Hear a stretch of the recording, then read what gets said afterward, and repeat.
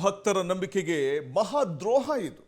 ಭಕ್ತರ ಭಾವನೆಗಳಿಗೆ ಧಕ್ಕೆ ತರುವಂತಹ ಒಂದು ವಿಚಾರ ಇದು. ರಾಮ ಮಂದಿರದ ದೇಣಿಗೆ ವಿಚಾರದಲ್ಲಿ ರಾಮನ ಹೆಸರು ಹೇಳಿಕೊಂಡು, ಮರ್ಯಾದಾ ಪುರುಷೋತ್ತಮ ರಾಮನ ಹೆಸರು ಹೇಳಿಕೊಂಡು ಮಹಾ ವಂಚನೆ ನಡೆಸಿರುವಂತಹ ಪ್ರಕರಣ ಇದು. ಕೋಟಿ ಕೋಟಿ ದೇಣಿಗೆಗೆ ಎಲ್ಲಿದೆ ಲೆಕ್ಕ? ರಾಮನಿಗೆ ವಂಚಿಸಿದ್ರ ಪಾಪಿಗಳು. ಪುಣ್ಯಕ್ಷೇತ್ರದಲ್ಲಿ ನಡೆಯುತ್ತಾ ಕರಾಳ ದಂಧೆ. ದೇವರ ಹೆಸರಲ್ಲಿ ಕೊಳ್ಳೆ ಹೊಡೆದವರಾದರೂ ಯಾರು? ರಾಮ ಭಕ್ತರ ನಂಬಿಕೆಗೆ ದ್ರೋಹವನ್ನ ಬಗೆದಿದ್ದಾದರೂ ಹೇಗೆ?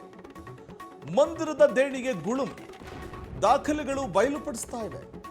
ಇನ್ನು ಯಾರ ಜೇಬ್ ಸೇರ್ತು ಶ್ರೀರಾಮನ ಹೆಸರಲ್ಲಿ ಸಂಗ್ರಹಿಸಲಾಗಿದ್ದ ನಿಧಿ ಅಥವಾ ದೇಣಿಗೆ? ಬೆಚ್ಚಿ ಬೀಳಿಸುತ್ತೆ ದೇಣಿಗೆ ಕಳ್ಳರ ಅಸಲಿ ಮುಖವಾಡ. ರಾಮ ಮಂದಿರದ ದೇಣಿಗೆಯಲ್ಲಿ ನಡೆದಿರುವಂತಹ ಮಹಾ ಅಕ್ರಮ ಇದು, ಮಹಾ ದೋಖ ಇದು. SITಯಿಂದ 15 ಪುಟಗಳ ಪ್ರಾಥಮಿಕ ವರದಿ ಸಲ್ಲಿಕೆಯಾಗಿದೆ. ಆ ವರದಿಯಲ್ಲಿ ಭೀಕರ ಹಣಕಾಸು ಗೋಲ್ಮಾಲ್ ಪತ್ತೆಯಾಗಿದೆ. ಪ್ರಧಾನ ಕಾರ್ಯದರ್ಶಿ ಚಂಪತ್ರಾಯ್ ಮೇಲೆಯೇ ಇದೀಗ ಶಂಕೆ ವ್ಯಕ್ತವಾಗ್ತಾ ಇದೆ. ಕೋಟಿ ಭಕ್ತರು ಬಂದರೂ ಕಾಣಿಕೆ ಹಣ ಮಾತ್ರ ಇಲ್ಲ. ಭಕ್ತರು ಬರೀ ನಾಣ್ಯ ಹಾಕಿದ್ದಾರೆ ಅಂತ ಅಧಿಕಾರಿಗಳು ಹೇಳ್ತಾ ಇದ್ದಾರೆ. ಆ ಮೂಲಕ ಕೋಟ್ಯಾಂತರ ಮೌಲ್ಯದ ಚಿನ್ನ ಬೆಳ್ಳಿಗೆ ಲೆಕ್ಕನೇ ಇಲ್ಲ. ಎಲ್ಲಿ ಹೋಯ್ತು ಆ ಲೆಕ್ಕ? ದೇವಸ್ಥಾನದಲ್ಲಿ ಕಾಣಿಕೆ ರಶೀದಿ ಪುರಾವೆಗಳೇ ನಾಪತ್ತೆ. ಆ ಕಾಣಿಕೆಯ ರೂಪದಲ್ಲಿರುವಂತಹ ರಶೀದಿ ಇಲ್ಲ, ಪುರಾವೆಗಳಿಲ್ಲ, ನೇಮಕಾತಿ ಪತ್ರ ಇಲ್ಲ. ಅನಧಿಕೃತ ಸಿಬ್ಬಂದಿ ಕೈಯಲ್ಲಿ ಕೋಟಿ ಕೋಟಿ ಹಣ. ಮಂದಿರದ ವ್ಯವಸ್ಥೆಯ ಪಾರದರ್ಶಕತೆಯ ಬಗ್ಗೆ ಗಂಭೀರವಾದಂತಹ ಪ್ರಶ್ನೆ ಇದೀಗ ಉದ್ಭವ ಆಗ್ತಾ ಇದೆ.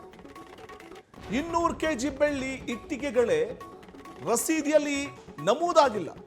ರಾಮ ಮಂದಿರದ ದೇಣಿಗೆ ಲೆಕ್ಕವನ್ನು ಕೇಳಿದ ಸಿಂಧಿ ಸಮುದಾಯ ಚಂಪತ್ರಾಯ್ಗೆ ಕೊಟ್ಟಿದ್ದ 200 kg ಬೆಳ್ಳಿ ನಾಪತ್ತೆಯಾಗಿದೆ. ಎಲ್ಲಿ ಹೋಯ್ತದು? 2021ರಲ್ಲೇ ಕೊಟ್ಟಿದ್ದ ಬೆಳ್ಳಿ ಇಟ್ಟಿಗೆಗಳಿಗೆ ರಸೀದಿಯೇ ಇಲ್ಲ. ಬರೋಬ್ಬರಿ 7 ಕೋಟಿ ರೂಪಾಯಿ ಮೌಲ್ಯದ ಬೆಳ್ಳಿಯ ಸುಳಿವೇ ಇಲ್ಲ. ಕೊಟ್ಟ ಬೆಳ್ಳಿಯನ್ನ ಏನ್ ಮಾಡಿದ್ರಿ ಅಂತ ಈಗ ದಾನಿಗಳು ಕೇಳ್ತಾ ಇದ್ದಾರೆ.